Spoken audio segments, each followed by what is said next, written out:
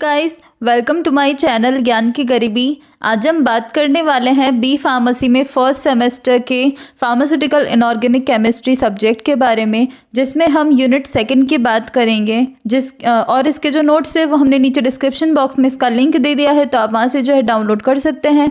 And आपने अभी तक हमारे चैनल को सब्सक्राइब नहीं किया है तो please subscribe to the channel and hit the bell icon so आपको हमारे चैनल की नोटिफिकेशंस मिलते रहें। तो चलिए स्टार्ट करते हैं। तो इस वीडियो में हम इन टॉपिक्स के बारे में बात करने वाले हैं। फर्स्ट टॉपिक है बफर कैपेसिटी, सेकेंड टॉपिक है बफर्स इन फार्मास्यूटिकल सिस्टम्स और थर्ड टॉपिक है बफर्ड आइसोटोनिक सॉल्यूशन। चलिए स्टार्ट करते हैं। तो फर्स्ट टॉपिक है बफर कैपेसिटी।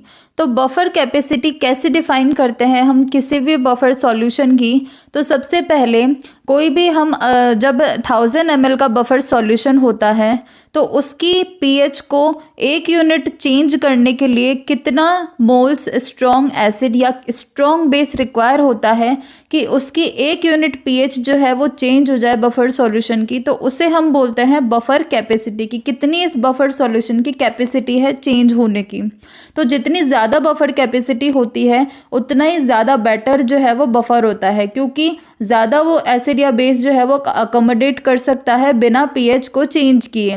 तो बफर सॉल्यूशन जिसकी ज़्यादा बफर कैपेसिटी होती है वो ज़्यादा इफ़ेक्टिव होता है पीएच को कंट्रोल करने के लिए। तो इसके बाद में दो केसेस है कि पीएच एसिडिक बफर सॉल्यूशन की और पीएच एल्कलाइन बफर सॉल्यूशन की। तो सबसे पहले हम पढ़ेंगे pH of acidic buffer solution. तो जो हाइड्रोजन आयन कंसंट्रेशन जो कि हमें वीक एसिड से ऑब्टेन होती है वो हम इस इक्वेशन से निकालेंगे। तो सबसे पहले हम वीक एसिड लेंगे HA, तो ये जब डिसोसिएट हो जाएगा तो ये फॉर्म करेगा H+ आयंस और बाकी और आयंस A- आयन। तो वैसे ही हमने यहाँ पे एग्जांपल ले रहे हैं वीक एसिड का CH3COOH acetic acid.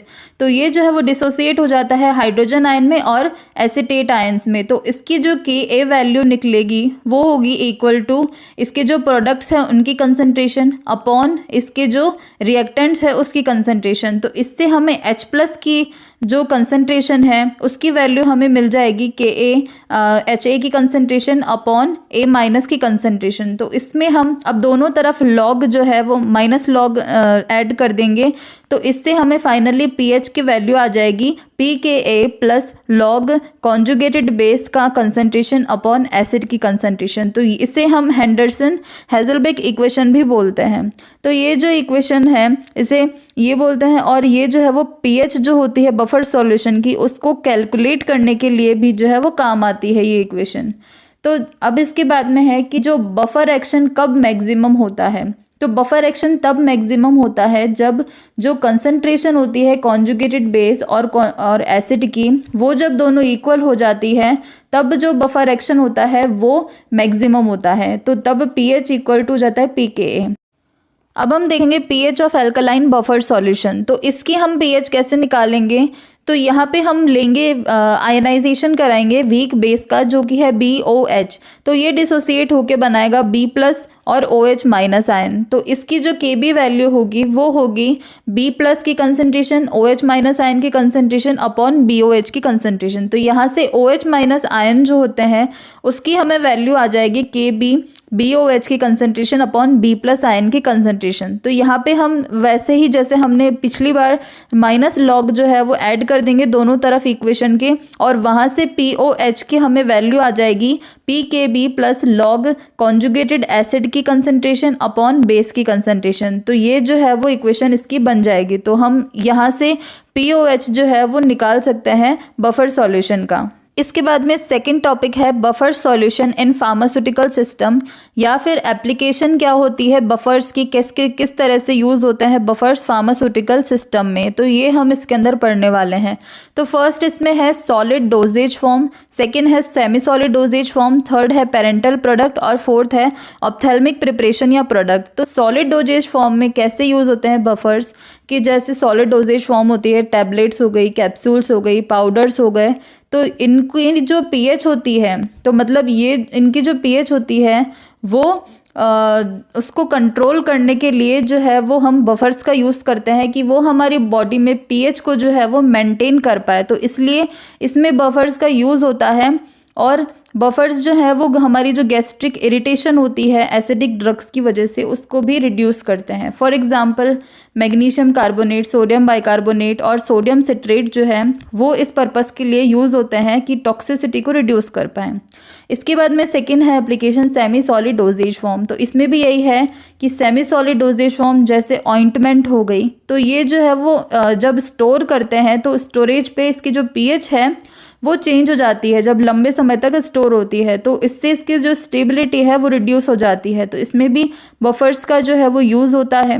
For example sodium citrate और सिट्रिक एसिड जो हैं ये बफर्स होते हैं, इनको इस प्रिपरेशन में इंक्लूड किया जाता है ताकि इनकी जो स्टेबिलिटी है वो मेंटेन रह पाए। इसके बाद में नेक्स्ट एप्लीकेशन है पेरेंटल प्रोडक्ट। ये जो है वो ऐसे प्रोडक्ट्स होते हैं जो कि आईवी इन्फ्यूजन्स में जो है वो जैसे होते हैं उनमें यूज़ होते हैं।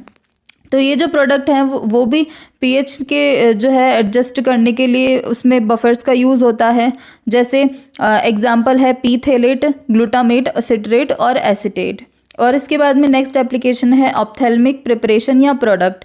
अब ये जो ऐसे प्रोडक्ट्स होते हैं जो कि आइज़ में यूज़ होते हैं, तो इसमें भी बफर्स का जो है वो यूज़ होता है ताकि इसमें जो पीएच है वो अफेक्ट ना कर पाए, जो कि हमारी बॉडी को अफेक्ट ना कर पाए और पीएच जो है वो स्टेबल रहे।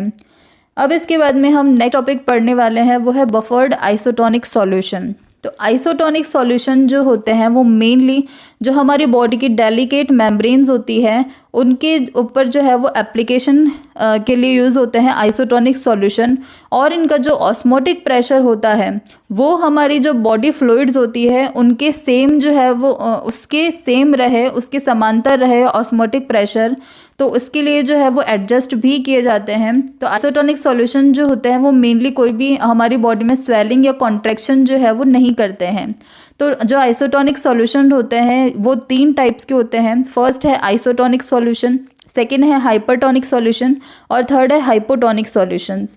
तो आइसोटोनिक सॉल्यूशन ये जो सॉल्यूशंस होते हैं इसके अंदर जो कंसंट्रेशन होती है सॉल्यूट की वो इनसाइड और आउटसाइड, अंदर और बाहर सेल के वो सेम होती है कंसंट्रेशन सॉल्यूट की, तो इन्हें हम बोलते हैं आइसोटोनिक सॉल्यूशन। फॉर एग्जांपल हम लेते हैं कि हम जब जो स्मॉल क्वांटिटी में हम ब्लड को मिक्स करते हैं एक सॉल्यूशन में जो कि होता है 0.9% NaCl सॉल्यूशन में, तो जो सेल होता है वो खुद की नॉर्मल साइज़ में रहता है, ना ही वो बड़ा होता है और ना ही छोटा होता है, तो इसे हम बोलते हैं आइसोटोनिक सॉल्यूशन। अब सेकेंड है हाइपरटोनिक सॉल्यूशन। तो इसमें जो सॉल्यूट की कंसंट्रेशन होती है वो सेल के बाहर ज़्यादा होती है और सेल के अंदर कम होती है। तब क्या होता है, फॉर एग्जांपल जब हम आरबीसी होती है इसको जब हम सस्पेंड करते हैं 2% NaCl सॉल्यूशन में, तो जो वाटर जो सेल के अंदर होता है वो सेल मेम्ब्रेन के थ्रू पास होके बाहर चला जाता है सराउंडिंग सॉल्ट सॉल्यूशन में ताकि उसको डाइल्यूट कर पाए, क्योंकि बाहर जो है वो NaCl सॉल्यूशन ज़्यादा होता है आरबीसी के, तो वो जो वाटर सेल के अंदर होता है वो सेल मेम्ब्रेन से पास होता हुआ बाहर चला जाता है ताकि जो सराउंडिंग का सॉल्यूशन है बाहर का जो है वो जो है वो डाइल्यूट हो जाए। तो ये जो आउटवर्ड पासेज होता है वाटर का, इससे जो सेल्स होते हैं वो श्रिंक हो जाते हैं और रिंकल्ड हो जाते हैं, तो क्योंकि अंदर जो है वो कमी हो जाती है पानी की सेल के। इसके बाद में थर्ड टाइप का सॉल्यूशन है हाइपोटोनिक सॉल्यूशन। तो इसमें जो कंसंट्रेशन होती है सॉल्यूट की वो सेल के अंदर जो है वो ज़्यादा होती है और बाहर कम होती है। फॉर एग्जांपल जो ब्लड होता है उसको मिक्स जब करते हैं 0.2% NaCl सॉल्यूशन में, तो जो वाटर होता है वो ब्लड सेल्स के अंदर आ जाता है, तो जिससे कि जो सेल्स होते हैं वो स्वेल हो जाते हैं और फाइनली जो है बर्स्ट हो जाते हैं। तो इससे सॉल्यूशंस को हम बोलते हैं हाइपोटोनिक सॉल्यूशंस, जो कि सेल को स्वेल कर देते हैं। सो गाइज ये थे कुछ topics buffer isotonic solution, buffer solution in pharmaceutical system और बफर कैपेसिटी। और इसके जो नोट्स है वो हमने नीचे डिस्क्रिप्शन बॉक्स में इसका लिंक दे दिया है, तो आप वहाँ से जो है डाउनलोड कर सकते हैं। And thanks for watching this video, and if you like this video please hit the like button and subscribe my channel Gyan ki Garibi and hit the bell icon to get notifications for my new videos.